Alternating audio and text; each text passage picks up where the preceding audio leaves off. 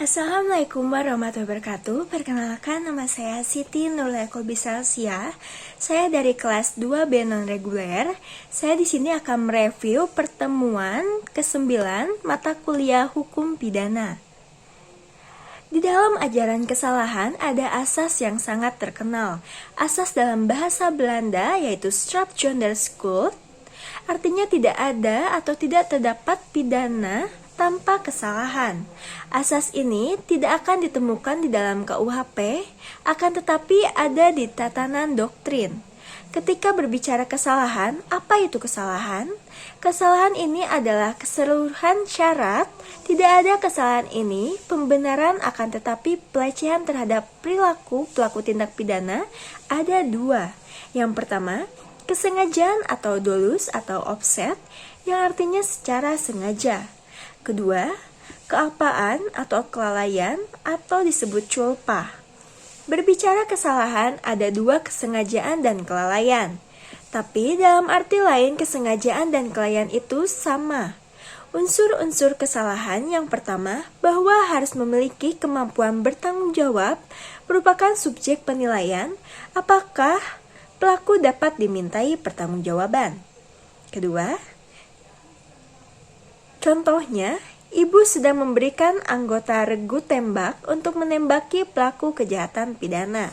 Jelas-jelas dia melakukan penembakan atau pembunuhan, akan tetapi pada pasal 50 dan pasal 51, perintah melakukan hal tersebut sesuai dengan perintah jabatan. Jadi tidak bertentangan atau melanggar aturan. Hal yang harus dipelajari dalam hukum pidana hanya 3. Yang pertama, pelaku pidana, kedua, perbuatan pidana, dan yang ketiga, pertanggungjawaban pidana. Di dalam kesalahan ini, harus ada hubungan batin antara pelaku dengan perbuatannya. Apa itu hubungan batin? Baik itu kesengajaan atau kealpaan. Contoh, kalau Bapak Ibu memilih kuliah daring atau tatap muka, itu ada hubungan batin. Misalkan, ingin bertemu dosen hukum adat ke kampus karena ingin mencari ilmu, ingin belajar dengan sungguh-sungguh. Nah, di sini ada hubungan batin dan kita harus menyampingkan hal-hal lain yang tidak terlalu penting. Dengan hubungan batin ini ada sengaja atau lalai. Bahwa yang namanya sengaja atau dolus atau offset di dalam KUHP ini tidak ditemukan apa itu pengertian kesengajaan.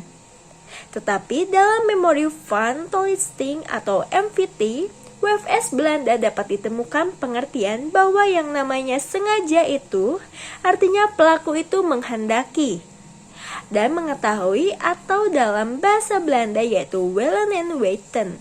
Dengan kata lain, orang yang melakukan perbuatan sengaja menghendaki perbuatan itu dan menyadari apa yang dilakukannya dan dia mengetahui dampak yang dilakukannya.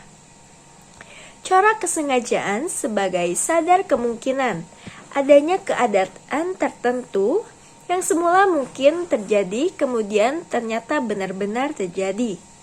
Menimbang bahwa untuk melihat tentang kesengajaan si pembuat adalah dengan melihat bagaimana sikap batin terhadap perbuatan atau akibat perbuatannya. Karena kesengajaan dipandang sebagai sikap batin si pembuat terhadap perbuatannya. Bahwa orang tidak dapat secara pasti mengetahui bagaimana batin orang lain. Lebih-lebih bagaimana keadaan batinnya pada waktu orang itu berbuat. Atas dasar itu, untuk mewujudkan atau membuktikan keadaan itu harus berbicara tentang teori mau tidak mau. Terdapat beberapa teori mengenai pengertian dolus atau offset atau kesengajaan, yaitu yang pertama, teori pengetahuan atau membayangkan yang disebut foretelling theory. Teori ini menyatakan bahwa kesengajaan itu ada apabila suatu akibat ditimbulkan, suatu perbuatan sekalipun akibat tersebut tidak dikehendaki namun patut diduga atau dapat dibayangkan. Kedua, teori kehendak yang disebut Will's Theory. Teori ini menyatakan bahwa sengaja adalah kehendak melakukan suatu perbuatan dan kehendak menimbulkan suatu akibat tertentu dari perbuatan tersebut. Dalam hal ini, akibat memang dihendaki dan benar-benar merupakan maksud dari perbuatan yang dilakukan tersebut. Dengan kata lain, kesengajaan pelaku ditujukan kepada perbuatan dan akibat dari perbuatan tersebut. Contoh, kalau ada seseorang mencuri motor, berarti dia menghendaki motor itu untuk dimiliki.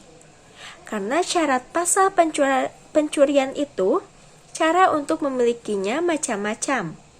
Dan dia juga harus include di dalamnya membayangkan kalau motor itu bukan milik dia. Atau forestalling teori. Banyak pencuri melakukan pencurian tidak melihat barang itu milik siapa. Karena dia ingin mengambil sesuatu barang tanpa membayangkan seperti, wah jangan-jangan barang ini milik dosen kampusku, duh bahaya. Gimana ya kalau motor ini diambil? Kebayangkan, kasihan bahwa ini hasil nyicil dan belum selesai. Kasihan juga ya kalau dicuri nanti dia jalan kaki dong.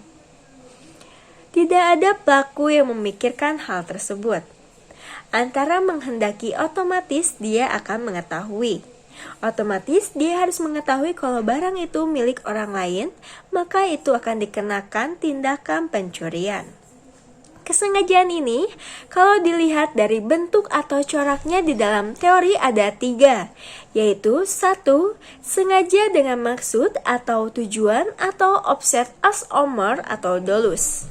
Dilectus atau sengaja untuk satu tujuan, bentuk kesengajaan paling sederhana contoh, kalau A mencubit B dengan maksud B agar tidak nakal lagi, ibu sang B dulunya selalu mencubit ibunya atau anaknya, dan setelah punya anak si B, ibunya si B ini mencubit anaknya karena anaknya nakal dan bukan dengan maksud untuk menganiaya, tetapi dengan maksud supaya anak itu tidak nakal lagi dan menjadi pribadi yang lebih baik lagi. Tujuannya adalah untuk mendidik. Dengan siapa mencubit itu perbuatan tidak disengaja, karena itu merupakan bentuk kesengajaan yang paling mendasar. Kedua, kesengajaan keharusan yaitu satu kesengajaan yang memang dituju oleh pelaku tetapi sebetulnya pelaku itu tidak menghendaki. Contoh, si A sengaja mau membunuh si B, sementara si B itu berada di balik kaca rumah. Jika si A pelaku mau melakukan pembunuhan dikarenakan si B korbannya sedang berada di balik kaca, nah, untuk memecahkan kaca itu bukan maksud dan tujuan si pelaku. Tetapi pelaku menyadari secara pasti bahwa melakukan itu adalah suatu keharusan. Kalau si A ingin membunuh si B, maka dia harus memecahkan kaca rumah tersebut. Hal ini merupakan kesengajaan dengan sadar kepastian dan keharusan.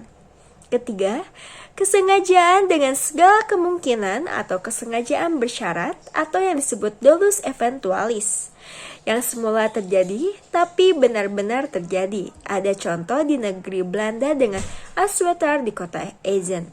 Contoh, ada seorang ingin melakukan pembunuhan, ambil contoh kasus aja, kemudian Pak Robi karena secara terang-terangan tidak berani, Pak Robi mengirim suatu makanan yaitu kue tart ke rumah Pak Fahri.